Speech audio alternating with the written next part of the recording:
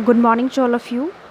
आज की क्लास में हम पढ़ेंगे फूड प्रिंट्स विदाउट फीट का 6th chapter the making of a scientist and this chapter is written by, last में लिखा होता है ऑथर का नाम मैंने पहले भी बताया है, रॉबर्ट डब्ल्यू पीटरसन। इसके जो राइटर हैं वो कौन है? रॉबर्ट, आप देख सकते हैं रॉबर्ट डब्ल्यू पीटरसन। ओके, तो मेकिंग ऑफ ए साइंटिस्ट, एक साइंटिस्ट बनने के लिए एक साइंटिस्ट कैसे बना जाता है, एक साइंटिस्ट के अंदर क्या क्या क्वालिटी होती हैं साइंटिस्ट बनने के लिए, वो आप इस चैप्टर में पढ़ेंगे। इस चैप्टर में आप एक साइंटिस्ट के बारे में पढ़ेंगे जिनका नाम है रिचर्ड एब्राइट। ठीक है, क्या नाम है? रिचर्ड एब्राइट। तो आप रिचर्ड एब्राइट को अंडरलाइन कर दीजिए। तो थोड़ा सा यहाँ पे रिचर्ड एब्राइट के बारे में बताया है चैप्टर के स्टार्टिंग में। Richard E. Bright has received the Searle Scholar Award and the Schering-Plough Award for Biochemistry and Molecular Biology. Richard a bright जो कि साइंटिस्ट हैं, उन्होंने जो है उनको जो है ये 2 अवार्ड दिए गए हैं। कौन कौन से? Searle scholar award and Schering Plough award. किसके लिए? बायोकेमिस्ट्री एंड मॉलिक्यूलर बायोलॉजी के लिए। ठीक है। It was his fascination for butterflies that open the world of science to him. इनके अंदर साइंस के फील्ड में इंटरेस्ट कैसे डेवलप हुआ, उसका रीज़न था फैसिनेशन फॉर बटरफ्लाई, जो बहुत ही इंपॉर्टेंट है इस चैप्टर में। फैसिनेशन फॉर बटरफ्लाइज, बटरफ्लाइज के लिए जो इनका एक आकर्षण था, यही रीज़न था कि साइंस में जो इनका इंटरेस्ट था वो डेवलप होना शुरू हो गया। तो हम इस चैप्टर को पढ़ते हैं। सबसे पहले है आपके पास रीड एट फाइंड आउट। पहला क्वेश्चन है, how did a book become a turning point in Richard Ebright's life. बहुत इंपॉर्टेंट क्वेश्चन है कि जो एक किताब है वो रिचर्ड एब्राइट की लाइफ में एक टर्निंग पॉइंट कैसे बनी। ठीक है, तो जब आप इस चैप्टर को पढ़ेंगे तब आपको इसका आंसर समझ में आएगा, ये आपके लिए है। सेकेंड है, how did his mother help him. Richard एब्राइट की मदर का क्या रोल है, कैसे उनकी माँ ने उनकी हेल्प करी। ठीक है, तो पढ़ते हैं हमारा जो चैप्टर है। At the age of 22, a former scout of the year excited the scientific world with a new theory on how cells work. यहाँ पे बात हो रही है रिचर्ड एब्राइट की। ठीक है, तो रिचर्ड एब्राइट जब 22 साल के थे, कितने साल के थे? 22 साल के थे। इससे पहले कि ये scout of the year, farmer माने पहले, ये क्या रह चुके हैं? Scout of the year. Scout आपको पता है, आपके स्कूल में भी स्काउट गाइड की जो है प्रोग्राम कराए जाते हैं। स्काउट में जैसे खुद को कैसे, खुद के लिए हेल्प कैसे करनी है, दूसरे के लिए किस तरीके से मदद करनी है, सिखाया जाता है। एक ये बेसिक सोल्जर ट्रेनिंग टाइप ये होता है। तो ये पहले जो है स्काउट ऑफ द ईयर रह चुके हैं। इन्होंने क्या किया, एक साइंटिफिक वर्ड में, मतलब जो साइंटिफिक वर्ड होता है वैज्ञानिक संसार में, एक न्यू थ्योरी, एक नई थ्योरी इन्होंने उस पर काम किया। इसका नाम था हाउ सेल्स वर्क। सेल्स माने ऊतक, हमारे जो शरीर होता है वो छोटे छोटे सेल से बना होता है। तो उन्होंने क्या है, पूरे मतलब साइंटिफिक वर्ड को चौंका दिया। कैसे चौंकाया? एक नई थ्योरी पे इन्होंने काम किया, वो क्या थी? How cells work. ठीक है, रिचर्ड एच एब्राइट, इनका पूरा नाम है Richard H Ebright, and his college roommate explained the theory in an article in the proceedings of the national academy of science. Richard H Ebright ने, उनका जो college roommate है, इन दोनों ने क्या किया, मिल करके इस थ्योरी को एक्सप्लेन किया और इसको एक आर्टिकल, अपने इस आर्टिकल को पब्लिश किया एक जर्नल में, और जर्नल का नाम था proceeding of national academy of science. बहुत ही इम्पॉर्टेंट ये एक जर्नल है। मतलब इस जर्नल में जिस किसी का पेपर पब्लिश होता है, छपता है, तो उसको काफ़ी जो है एक रिस्पेक्ट दी जाती है, उसका काफ़ी नाम होता है। तो बहुत मुश्किल होता है इसमें जो है आर्टिकल को छापना। आर्टिकल का मतलब होता है जब आप अपना कोई थॉट या अपना कोई एक्सपेरिमेंट करते हैं नया, फिर उसको क्या करते हैं आप किसी जर्नल में, मैंने पहले भी शायद क्लास में समझाया हो, उसको आप पब्लिश करने के लिए देते हैं। अगर वो पब्लिश हो जाता है तो आपका काफ़ी नाम होता है। तो उन्होंने क्या किया, proceeding of national academy of science, ये आपको अंडरलाइन कर देना है, इसमें अपना आर्टिकल उन्होंने पब्लिश किया। It was the first time this important scientific journal had ever publish the work of college students. ऐसा पहली बार हुआ कि इस इम्पॉर्टेंट साइंटिफिक जर्नल में पहली बार किसी कॉलेज स्टूडेंट के काम को पब्लिश किया गया हो। मतलब इससे पहले इसमें काफ़ी बड़े बड़े जो रिसर्च स्कॉलर होते हैं या पीएचडी स्कॉलर जिन्हें बोलते हैं या बड़े बड़े साइंटिस्ट होते हैं, वो इसमें अपना पेपर पब्लिश करते हैं, लेकिन ऐसा पहली बार हुआ कि कॉलेज स्टूडेंट ने इसमें अपना पेपर पब्लिश किया हो। In sports that would be like making the big leagues at the age of 15 and hitting a home run your first time at a bat. तो यहाँ पे जो है इनके इस वर्क को, इस अचीवमेंट को कंपेयर किया गया है स्पोर्ट्स से। एक बताया गया है, एग्जांपल दिया गया है कि ये एक ऐसा था कि जैसे कोई बिग लीग का मतलब होता है हाईएस्ट रैंकिंग चैम्पियनशिप होती है, ठीक है, बेसबॉल की। तो ऐसा है कि मानो आप 15 साल के हों और आपने क्या है पहली बार आपने बैट उठाया और पहली बार में आपने हिट करके होम रन बना दिया। तो ये एक ऐसा था, ठीक है। तो यहाँ पे इसके बारे में जो एक्सप्लेनेशन है नीचे पे दी गई है। Getting a paper published at the age of 15 in a scientific journal is here compared to scoring a home run while batting for the first time। इसको भी अंडरलाइन कर देंगे कि यहाँ पे बताया गया है कि पेपर पब्लिश करना जो साइंटिफिक जर्नल था उसमें, तो उसको कंपेयर किया गया है किससे, एक स्पोर्ट से। एक स्पोर्ट्स क्या है, जो बेसबॉल का है, ठीक है। तो ये अमेरिका में खेला जाता है, वहाँ का ही नेशनल गेम है। तो कंपेयर किया है कि जैसे कि मानो क्या है किसी ने वहाँ पे क्या है फर्स्ट टाइम 15 साल के बच्चे ने क्या है बैट पकड़ा और पहली बारी में होम रन।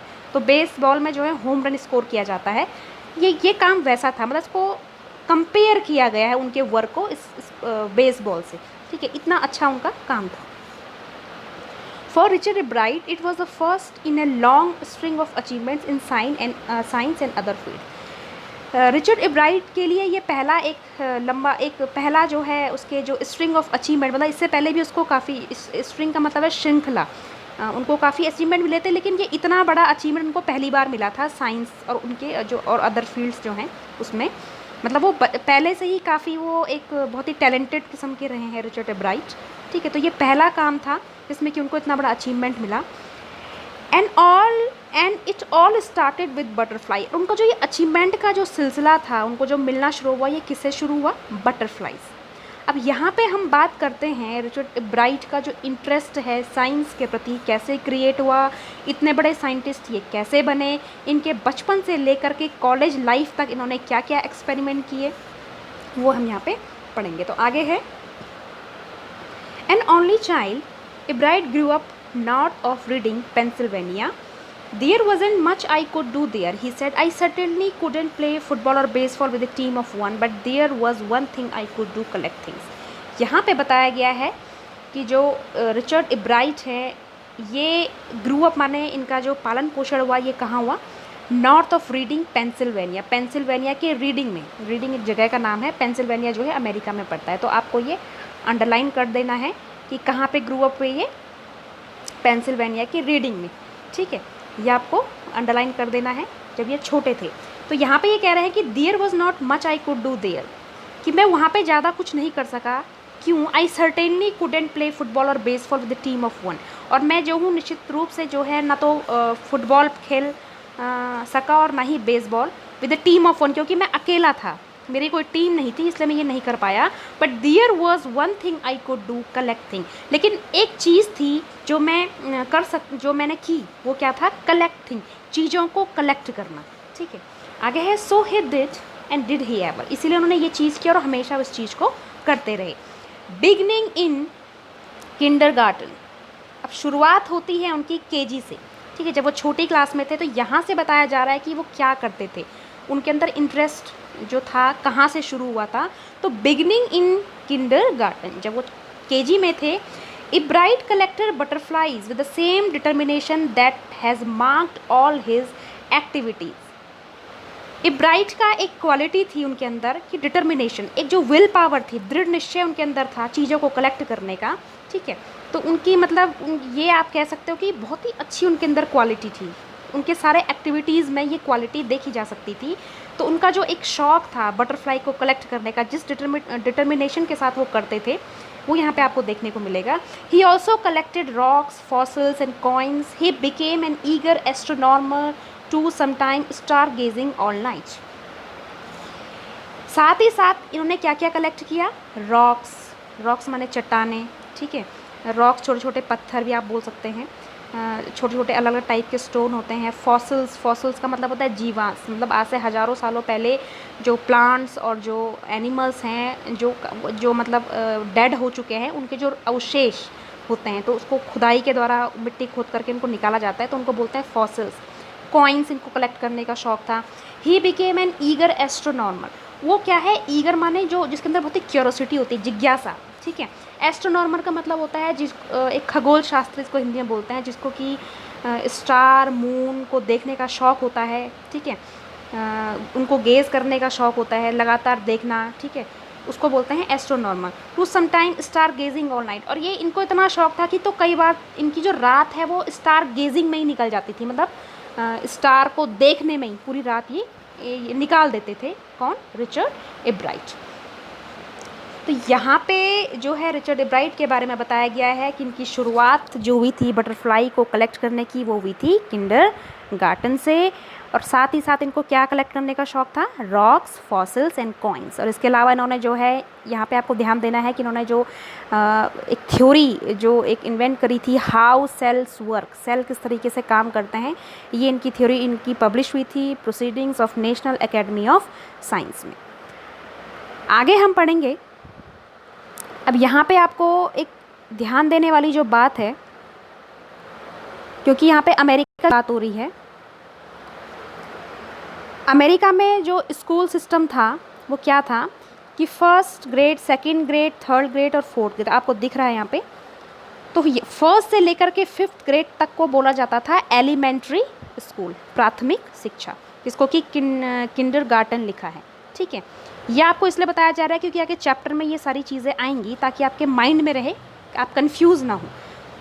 उस फिफ्थ के बाद सिक्स, सेवन्थ, एट्थ को बोला जाता है मिडिल स्कूल, ओके। नेक्स्ट है 9th, 10th, 11th, 12th। 9 to 12th यहाँ पे बोला गया है हाई स्कूल, राइट। यहाँ पे 9th को बोला जाता है high school, first year of high school, और 10th को बोला जाता है second year of high school, ठीक है। 9th अगर आएगा फर्स्ट ईयर तो मतलब हाई स्कूल है लेकिन फर्स्ट ईयर, और 10th है सेकेंड ईयर। उसके बाद आता है 11th को हम बोलेंगे high school junior, and 12th को हम बोलेंगे हाई स्कूल सीनियर। तो ये बात आपको ध्यान रखनी है, ये पूरा भी आएगा आपका आगे चैप्टर में।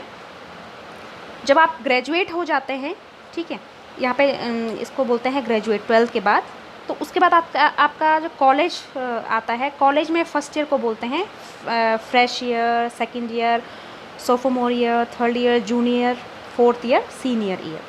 ये पूरा आपको ध्यान में रखना है, तब जाके आपको जो ये स्टोरी है ये अच्छे से समझ में आएगी कि कैसे रिचर्ड एब्राइट ने किंडरगार्टन से लेकर के अपने कॉलेज लाइफ तक क्या क्या एक्सपेरिमेंट किए, राइट।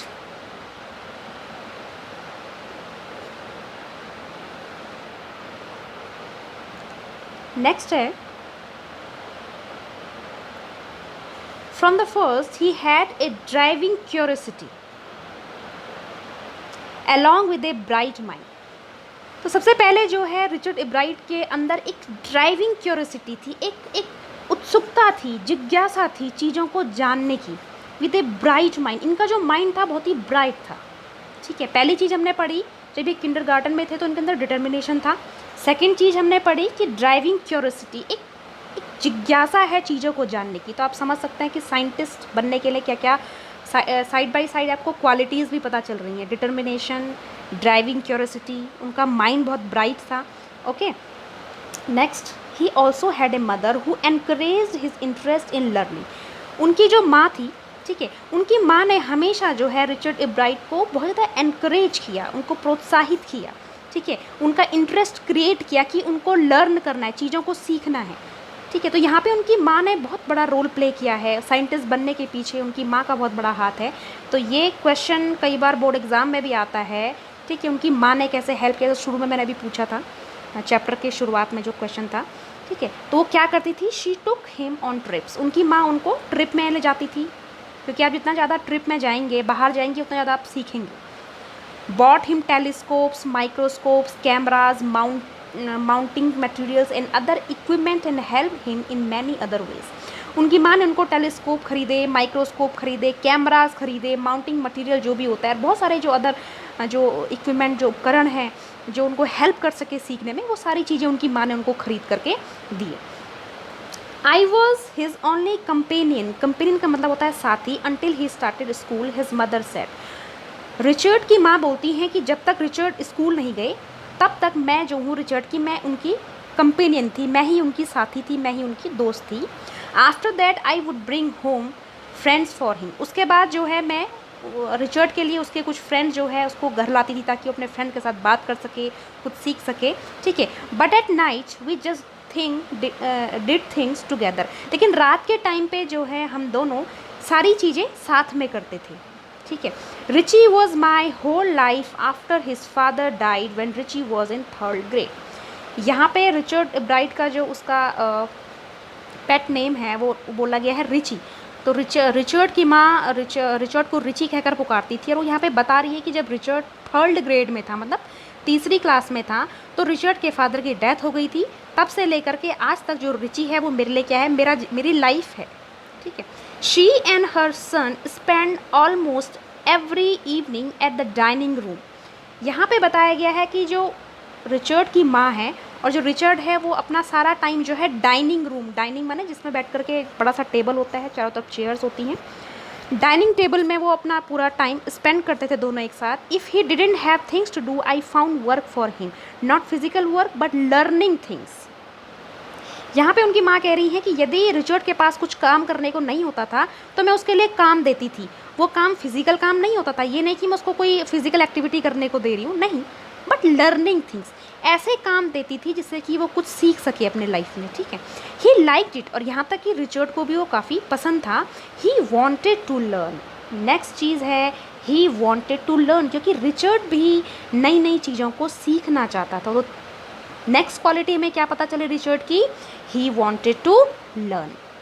तो एक बार फिर से हम देख लेते हैं। तो पहला जो था हमको पता चला डिटर्मिनेशन, ओके, काफ़ी डिटरमाइंड थे वो चीज़ों को कलेक्ट करने के लिए। नेक्स्ट हमको पता चलता है कि उनके अंदर क्या है, काफ़ी एक ड्राइविंग क्यूरोसिटी है, ब्राइट उनका माइंड था। और नेक्स्ट हमको पता चलता है कि ही वांटेड टू लर्न, वो चीज़ों को सीखना चाहते थे, ये उनके अंदर एक क्वालिटी थी बहुत अच्छी, बहुत अच्छा गुण था उनके अंदर ये। And he learn he did, and learn he did, he earn top grades in school on everyday things, he was just like every other kid, his mother said। उनकी माँ कहती थी कि वो सीखता भी था, और यहाँ तक कि जो रिचर्ड है उसके स्कूल में टॉप क्लास के टॉप ग्रेड्स, मतलब बहुत अच्छे नंबर भी आते थे। लेकिन अगर हर दिन की चीज़ों में देखा जाए तो वो मतलब जैसे दूसरे बच्चे होते हैं नॉर्मल काम, वो वैसे ही करता था। By the time he was in 2nd grade, Ebright had collected all 25 species of butterfly found around his home town.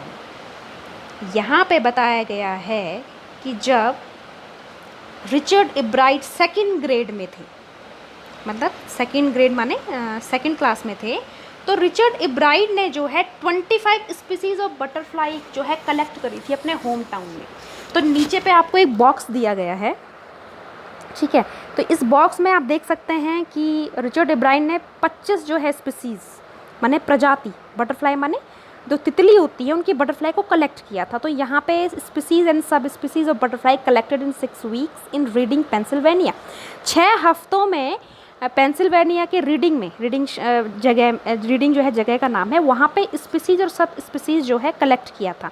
तो यहाँ पे गॉजमर विंग बटरफ्लाई, ये तो क्या है, ये है स्पीसीज़ जो मेन प्रजाति है, और जो white M hairstreak, Acadian hairstreak, bronze copper, bog copper, purplish copper, eastern tail blue, Melissa blue, silver blue, ये सब क्या हैं, ये सारे हैं सब स्पीसीज़, ओके।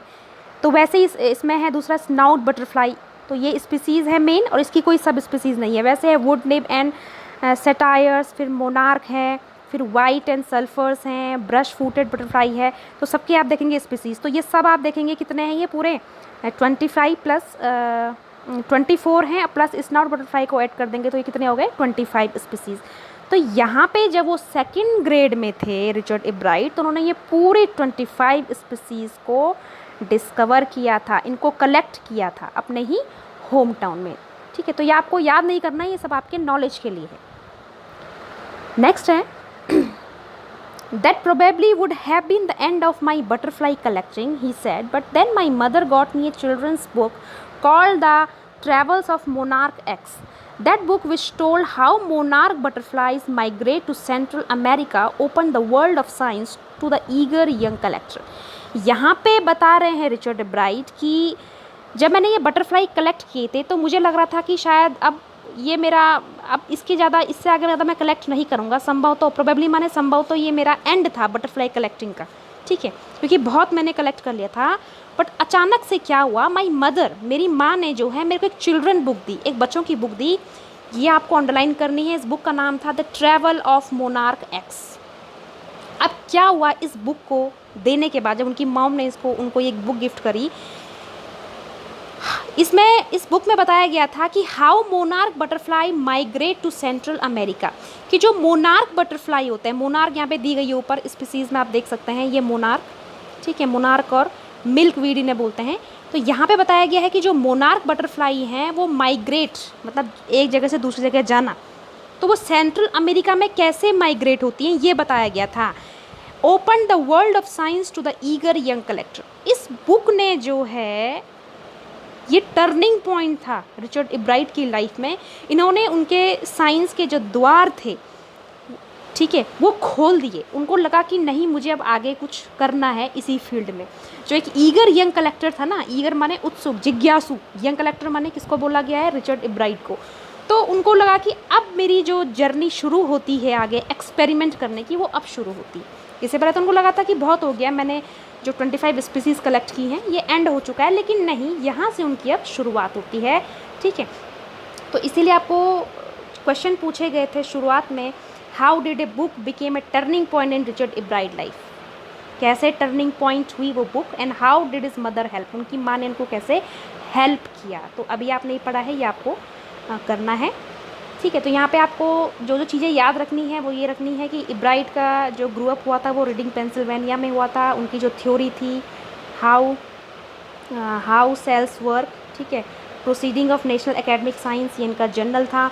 इसमें इन्होंने जो है अपना पेपर पब्लिश किया था। उसके बाद आपको इस पर भी अंडरलाइन कर देना है कि ये रीडिंग पेंसिल्वेनिया में ये इनका ये ग्रो अप इनका हुआ था। उसके बाद इनका जो शुरुआत हुई थी किंडरगार्टन से, इन्होंने जो है बटरफ्लाई कलेक्ट किया था डिटर्मिनेशन के साथ, जहाँ पे कि इन्होंने रॉक्स, फॉसिल्स, कॉइन्स किए थे।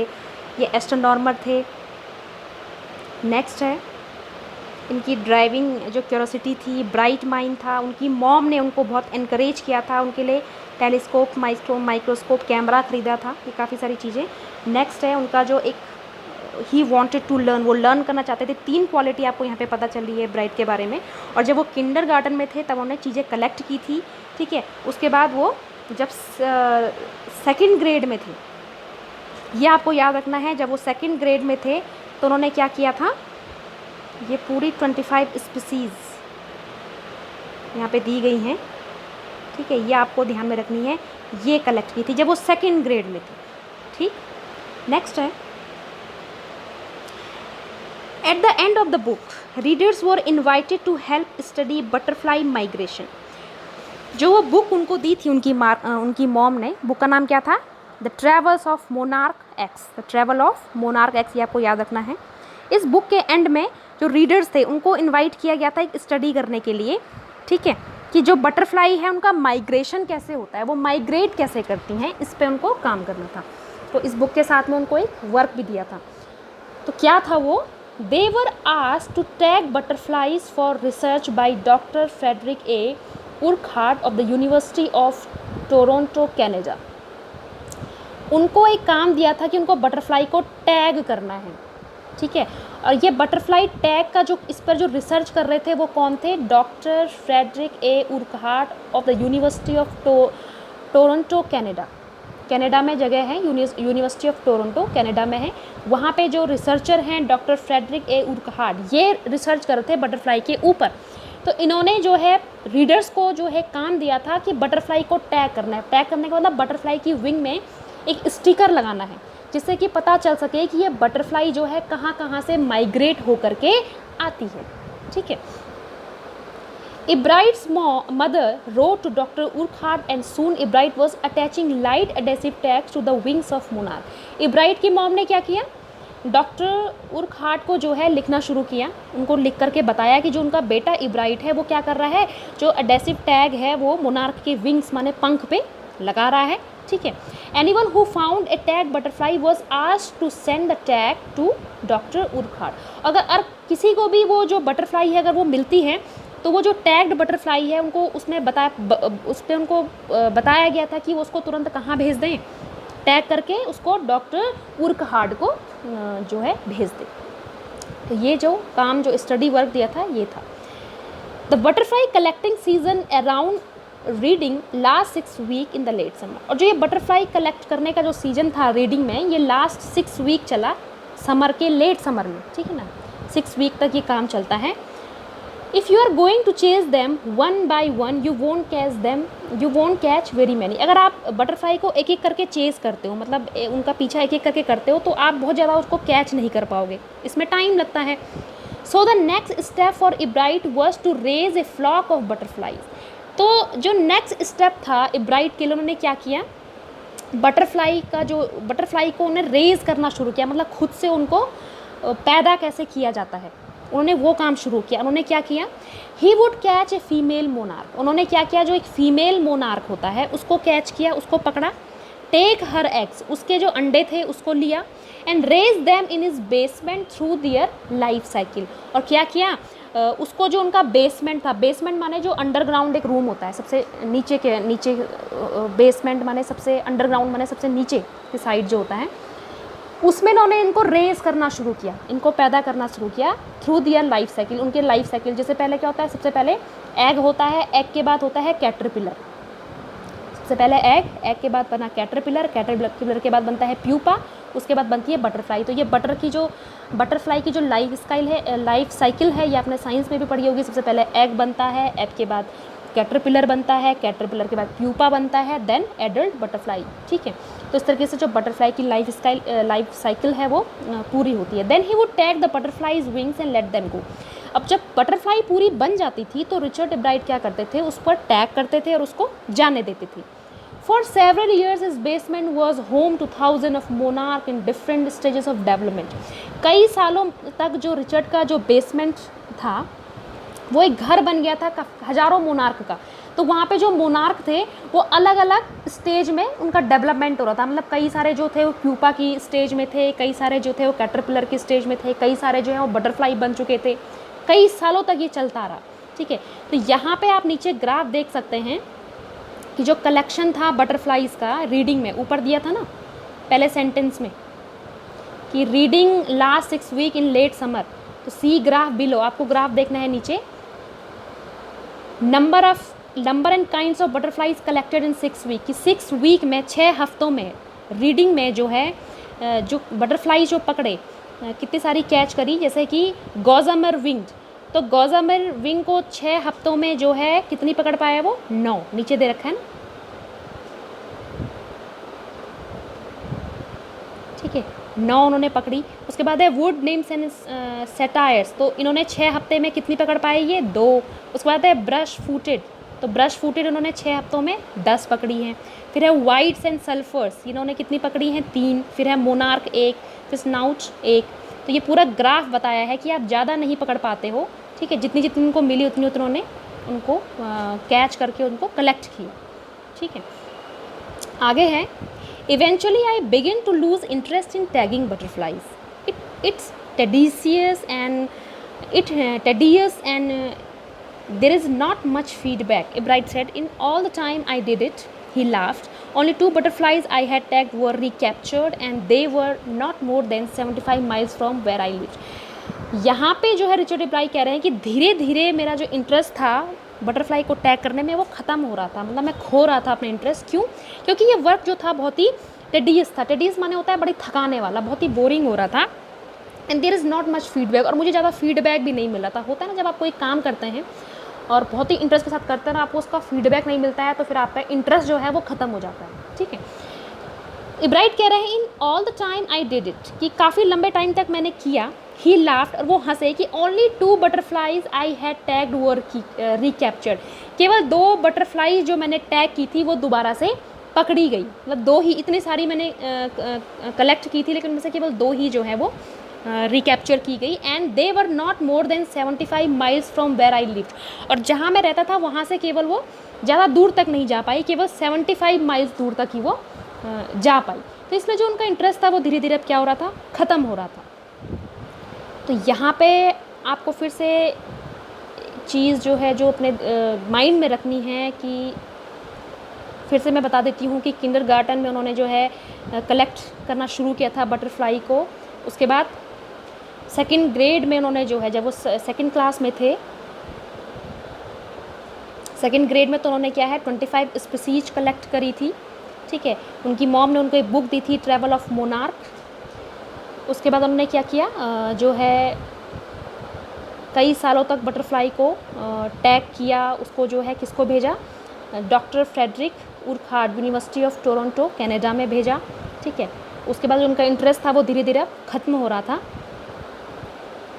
नेक्स्ट है रीड एंड फाइंड आउट। अब आगे क्या होता है, What lesson does Ebright learn when he does not win anything at a science fair? यहाँ पे बताया गया कि जब साइंस फेयर हुआ, जो विज्ञान का जो मेला लगता है, वहाँ पे इब्राइट ने क्या चीज़ सीखा कि जीतने के लिए हमें क्या चाहिए, and what experiments and projects does he then undertake. उसके बाद उन्होंने कौन कौन से प्रोजेक्ट लिए, and what are the qualities that go into the making of a scientist. एक साइंटिस्ट बनने के लिए आपके अंदर क्या क्या क्वालिटीज़ होनी चाहिए। आगे है then in the 7th grade. अब जब वो 7th ग्रेड में पहुंच गए, he got a hint of what real science is when he entered A county science fair and lost. जब वो 7th ग्रेड में पहुंचे तो वहाँ पे उनको एक हिंट मिला कि रियल साइंस क्या है, जो वास्तविक विज्ञान है वो क्या है। वो तब उन्हें पता चला जब वो एक काउंटी साइंस फेयर, काउंटी माने रीजनल, जब आपके क्षेत्र में कोई साइंस फेयर होता है, ठीक है, उसको बोलते हैं काउंटी साइंस फेयर। तो जब उन्होंने उसमें एंट्री की और वहाँ पे वो उन्हें मतलब उनको जीत नहीं मिली, उनको सफलता नहीं मिली। क्यों नहीं मिली, इसका क्या रीज़न है, वो बता रहे हैं कि it was really a sad feeling to sit there and not get anything well everybody else had won something. वो कह रहा है कि वहाँ पे ये बड़ा ही सैड फीलिंग होता है कि जब आपके साथ के सारे बच्चे कुछ ना कुछ जीत रहे हैं और आप कुछ भी नहीं जीत रहे हो। तो ऐसा क्या जो है रिचर्ड इब्राइट ने ऐसा क्या नहीं किया जिस वजह से उनको जो है प्राइज़ नहीं मिला। इब्राइट सेड, वो कहते हैं कि his entry was slides of frock tissues which he showed under a microscope. उनका जो प्रोजेक्ट था वो क्या था, उन्होंने जो है फ्रॉक के जो टिश्यू होते हैं उनको स्लाइड में दिखाया, मतलब माइक्रोस्कोप होता है ना, तो माइक्रोस्कोप में उन्होंने जो फ्रॉक के जो टिश्यू थे उसको नीचे रख करके उसको दिखाया, मतलब केवल डिस्प्ले किया, उनका कोई एक्सपेरिमेंट नहीं था। He realise that the winners had try to do real experiment not simply make a neat display. बाद में उनको रियलाइज़ होता है कि जो विनर थे उनका जीतने का कारण क्या था, कि उन्होंने जो है वास्तव में जो एक्सपेरिमेंट थे वो किए थे और उस एक्सपेरिमेंट को करके उन्होंने वहाँ पे उसको डिस्प्ले किया हुआ था। और मैंने क्या किया था, मैंने एक्सपेरिमेंट नहीं किया, मैंने सीधे क्या कर दिया, डिस्प्ले कर दिया। तो यही रीज़न था कि मैं वहाँ पे मेरे को कुछ भी प्राइज़ नहीं मिला, और जो विनर्स थे उनका ऐसा क्या उनके जो प्रोजेक्ट में ऐसी खास बात क्या थी जिससे कि वो जीत गए थे। तो यहाँ पे रियलाइज़ होता है रिचर्ड इब्राइट को, ठीक है। Already the competitive spirit that derive Richard Ebright was appearing. अब जो रिचर्ड इब्राइट के अंदर जो एक कॉम्पिटिटिव स्पिरिट थी, कंपटीशन की भावना थी, अब वो ऑलरेडी जाग चुकी थी, ठीक है, वो दिखाई दे रही थी। I knew that for the next year fair I would have to do a real experiment. वो कह रहे हैं कि मुझे पता था कि मुझे अगले साल का जो ये जो काउंटी साइंस फेयर होगा, कि मुझे उसमें क्या करना है, एक रियल एक्सपेरिमेंट करना है। The subject I knew most about was the insect work I had been doing in the past several years. और मुझे अपना सब्जेक्ट भी पता था कि मुझे क्या करना है, मुझे इंसेक्ट के ऊपर काम करना है, जिसको कि मैं पिछले कई सालों से जिसके ऊपर मैं काम कर रहा हूँ। और वो किसके ऊपर काम कर रहे हैं, बटरफ्लाई के ऊपर। इंसेक्ट माने जो बटरफ्लाई के ऊपर इतने सालों से वो काम कर रहे हैं, तो वो कह रहे हैं कि मेरा सब्जेक्ट वो रहेगा, ठीक है। So he wrote to doctor Urquhart for ideas and back came stack of suggestion and for experiment. तो उन्होंने क्या किया, उन्होंने फिर से जो डॉक्टर उर्कहार्ट, कौन थे ये डॉक्टर उर्कहार्ट, ये जो हैं कनाडा में जो यूनिवर्सिटी ऑफ टोरंटो है वहाँ पे क्या थे, ये रिसर्च कर रहे थे बटरफ्लाई के ऊपर। तो उन्होंने क्या है, डॉक्टर उर्कहार्ट को आइडियाज़ के लिए लिखा कि मतलब मुझे आइडियाज़ दीजिए कि मैं क्या करूँ। तो डॉक्टर उर्कहार्ट ने भी उनको काफ़ी सारे जो हैं सजेशंस, स्टैक माने काफ़ी ढेरों सारे सजेशंस बताए एक्सपेरिमेंट करने के लिए, सुझाव दिए। Those kept Ebright busy all through high school and led to prize projects in county and international science fair. इन सारी चीज़ों ने, इन सारे आइडियाज़ ने इब्राइट को बिजी रखा through high school. Through high school का मतलब उनका जो पूरा हाई स्कूल किसको बोला गया है, 9th 10th 11th 12th, ठीक है ना। पूरे हाई स्कूल में वो बिजी रहे and led to prize projects in county international science fair. उसके बाद उनको जो है, जो काउंटी फेयर्स है और इंटरनेशनल साइंस फेयर में भी उनको काफ़ी सारे अवार्ड मिले। अब क्या किया उन्होंने, 7th ग्रेड में तो यहाँ पे बताया गया है कि जब वो 7th ग्रेड में थे, ठीक है, तो उनको पता चला कि जो रियल साइंस है वो क्या होती है, उससे पहले उनको पता नहीं था, ठीक है। तो उनको क्या रियलाइज़ हुआ, he realise the winners had try to do real experiment not simply making neat display, कि मतलब आपको सिर्फ डिस्प्ले नहीं करना है, आपको एक्सपेरिमेंट करना होगा। साइंस ऐसा सब्जेक्ट होता है जहाँ पे कि आपको सिर्फ क्या है, एक्सपेरिमेंट करके ही आपको समझाना होता है कि आपने क्या किया है, उसी का नाम साइंस है। तो यहाँ पे जो है रिचर्ड इब्राइट को ये चीज़ पता चलती है। आगे है for his 8th grade project. अब कैसे उनको प्राइज़ मिले, जब वो 8th ग्रेड में थे, ठीक है। Ebright try to find the cause of a viral disease that kills nearly all monarch caterpillars every few years. Ebright ने क्या जानने की कोशिश करी कि उन्होंने देखा कि जो ये मोनार्क कैटरपिलर होता है, ठीक है, ये जो है एक वायरल डिजीज़ से मर जाता है हर साल। अब इन्होंने देखा कि ये वायरल डिजीज़ से क्यों मरता है, इसके पीछे क्या रीज़न है, ठीक है। Ebright thought the disease might be carried bye ये बीटल। उनको लगा कि शायद ये डिजीज़ जो है ये बीटल एक कीड़ा होता है, आपने देखा होगा गोल गोल सा होता है, उसका ऑरेंज कलर का, उस पर काले काले रंग के धब्बे होते हैं, ठीक है, दिखने में ऐसा लगता है वो। तो उन्होंने सोचा कि शायद ये जो बीटल है, बीटल की वजह से शायद इनको ये डिजीज़ हो जाती है और ये मर जाती हैं, जो ये मोनार्क कैटरपिलर है।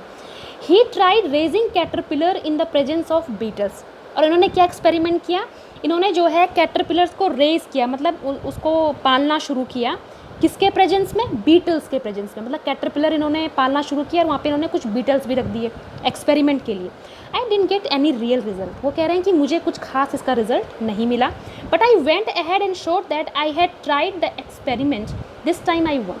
लेकिन वो कह रहे हैं कि मैं आगे चला और मैंने ये दिखाया कि मैंने ये एक्सपेरिमेंट किया है कि जो मोनार्क कैटरपिलर हैं, जो वो हर साल वायरल डिजीज़ से मरते हैं, इसके पीछे क्या है, रीज़न ये है कि ये बीटल की वजह से नहीं मरते हैं, इसके पीछे कुछ और ही रीज़न है, क्योंकि वो एक्सपेरिमेंट कर चुके हैं। तो इस टाइम उनको आई वन, वो कह रहे हैं कि मैं जीता, मैंने ये एक्सपेरिमेंट किया तो मुझे इसमें जीत मिली।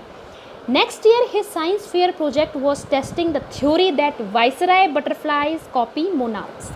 अब जो उनका नेक्स्ट ईयर का जो उनका साइंस फेयर प्रोजेक्ट था, वो क्या था, उनकी थ्योरी थी कि जो वाइसराय बटरफ्लाई हैं ये कॉपी करते हैं मोनार्क बटरफ्लाई को। तो यहाँ पे आपको ये पिक्चर दिख रही है, तो यहाँ पे पिक्चर में आप देख सकते हैं जो मोनार्क बटरफ्लाई है वो ये है टॉप में, ठीक है, और जो वाइसराय बटरफ्लाई है ये सेकंड नंबर पे। आप देखेंगे दोनों बटरफ्लाई एकदम सेम दिख रही हैं। आपको इसमें कुछ डिफरेंस दिख रहा है, नहीं दिख रहा है, लेकिन इसमें इन दोनों में सिर्फ एक ही डिफरेंस होता है। आप देख सकते हैं कि जो सेकंड में जो वाइसराय बटरफ्लाई है, इसके ये विंग्स में आपको एक ब्लैक कलर की पट्टी दिख रही है, ठीक है, लेकिन आपको इसमें दिख रही है ऊपर, मोनार्क बटरफ्लाई में नहीं दिख रही। तो ये इन दोनों में डिफरेंस है, ठीक है। तो यहाँ पे बताया जा रहा है कि जो वाइसराय बटरफ्लाई हैं वो किसको कॉपी करती हैं, मोनार्क बटरफ्लाई को। वाइसराय कौन सी है, नीचे वाली बटरफ्लाई है, ये किसको कॉपी करती हैं, जो ऊपर वाली हैं मोनार्क बटरफ्लाई को कॉपी करती है। तो ऐसा क्यों है, इसके पीछे क्या रीज़न है। The theory was that viceroy look like monarch because monarch don't taste good to bird. Theory क्या थी कि वाइसराय जो है मोनार्क की तरह दिखना चाहती थी, क्यों, क्योंकि जो मोनार्क पक्षी हैं, जो मोनार्क बटरफ्लाई हैं, इनको चिड़िया नहीं खाती हैं। भाई चिड़िया क्या किसको खाती है, तितली, कीड़े मकोड़े इनको खाती है ना, तो मोनार्क को चिड़िया नहीं खाती हैं। तो ये रीज़न है कि viceroy on the other hand do taste good to birds. लेकिन जो वाइसराय बटरफ्लाई है, इनको चिड़िया, इनका टेस्ट बहुत अच्छा होता है खाने में, तो चिड़िया इनको खाती हैं, birds. So the more they look like monarch, the less likely they are to become a bird's dinner. तो वो इसीलिए कॉपी करती हैं कि अगर वो जितना मोनार्क बटरफ्लाई की तरह दिखने की कोशिश करेंगी तो वो बर्ड का डिनर कम बनेगी। मतलब डिनर का मतलब बर्ड का जो भोजन है वो कम बनेगी, बर्ड उनको नहीं खाएंगी, क्योंकि बर्ड किसको खाती हैं, बर्ड खाती है वाइसराय को ना। तो वाइसराय जो हैं अच्छी टेस्ट में होती हैं, तो वो कॉपी करती है मोनार्क को, क्योंकि मोनार्क को जो है बर्ड नहीं खाती हैं। तो यही रीज़न था कॉपी करने का। तो इब्राइट ने ये इस पर काम किया। तो Ebright project was to see whether in fact birds would eat monarch. तो इब्राइट का जो प्रोजेक्ट वर्क था वो क्या था कि वास्तव में ऐसा है कि जो बर्ड हैं, क्या वाकई में जो बर्ड हैं वो मोनार्क को खाती हैं। ठीक है। He found that a starling would not eat ordinary bird food, it would eat all the monarchs it could get. अब उन्होंने एक एक्सपेरिमेंट किया जिसमें कि उन्होंने पाया कि केवल एक स्टारलिंग नाम की एक चिड़िया होती है, ठीक है, एक ब्राउन ब्राउन सी चिड़िया होती है स्टारलिंग, छोटी सी। ये जो है ऑर्डिनरी जो है ये चीज़ें नहीं खाती, ऑर्डिनरी इसका फूड नहीं होता है। It would eat all the monarch it could gate. केवल ये ही चिड़िया एक ऐसी है जो कि मोनार्क को खाती है। ठीक है। तो Ebright said later research by other people showed that viceroy probably do copy the monarch. लेकिन बाद में इब्राइट ने अपने रिसर्च में ये भी बताया लोगों को कि जो वॉइसराय हैं कि वो वाकई में जो हैं संभवतः ये है कि वो मोनार्क को कॉपी करती हैं, ये बात सही है। ठीक है। तो this project was placed first in the zoology division and third overall in the county science fair. इस प्रोजेक्ट ने जूलॉजी में जो है जूलॉजी डिवीज़न में पहली रैंक हासिल करी और काउंटी साइंस फेयर में इसको थर्ड पोजीशन मिली। तो क्लियर हो गया। यहाँ पे जो है आपने देखा कि 7th ग्रेड में उनको पता चला इब्राइट को कि रियल साइंस क्या होती है। जब वो 8th ग्रेड में पहुँचे तो उन्होंने क्या ढूंढा कि जो वायरल डिजीज़ है, इस वजह से जो मोनार्क कैटरपिलर मरते हैं उसका क्या रीज़न है, तो इस पर उन्होंने पूरा एक्सपेरिमेंट किया। ठीक है। उसके बाद नेक्स्ट इन्होंने क्या किया, जब ये 8th ग्रेड में पहुंचते हैं इब्राइट, तो यहाँ पे ये देखते हैं कि जो वाइसराय बटरफ्लाई हैं ये मोनार्क को कॉपी क्यों करते हैं। तो ये इन्होंने पूरा बताया है। केवल स्टारलिंग ही है जो मोनार्क को का फेवरेट फूड है, स्टारलिंग बाकी और जो बटरफ्लाई इनको नहीं खाती है। तो ये भी उन्होंने अपने प्रोजेक्ट, तो इस प्रोजेक्ट को जूलॉजी डिवीज़न में फर्स्ट प्लेस और ओवरऑल जो है थर्ड जो है इसको प्लेस मिला।